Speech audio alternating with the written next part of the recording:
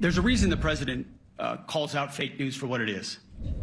These pilots, these refuelers, these fighters, these air defenders, the skill and the courage it took to go into enemy territory flying 36 hours on behalf of the American people and the world to take out a nuclear program is beyond what anyone in this audience can fathom. And then the instinct of CNN, the instinct of the New York Times, is to try to find a way to spin it for their own political reasons, to try to hurt President Trump or our country. They don't care what the troops think.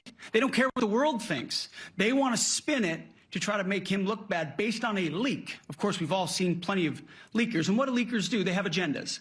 And what do? Do they share the whole information or just the part that they want to introduce? And when they introduce that preliminary report that's deemed to be a low assessment, you know what a low assessment means? Low confidence in the data in that report. And why is there low confidence? Because all of the evidence of what was just bombed by 12 30,000-pound bombs is buried under a mountain, devastated and obliterated.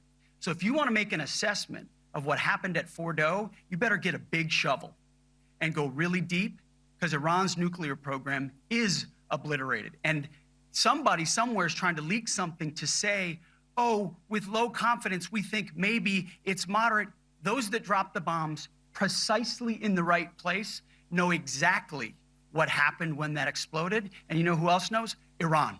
That's why they came to the table right away, because their nuclear capabilities have been set back beyond what they thought were possible because of the courage of a commander-in-chief who led our troops, despite what the fake news wants to say. He actually gave no wiggle room right there, right? So first off, he explains a preliminary report doesn't mean that much. With low confidence doesn't mean that much. And yet that's the lead story on CNN right now. And then he specifically says, we pinpoint destroyed it. And how the hell, in essence, he's saying, how the hell would they know? You better get a shovel and start digging, because the whole thing is freaking buried.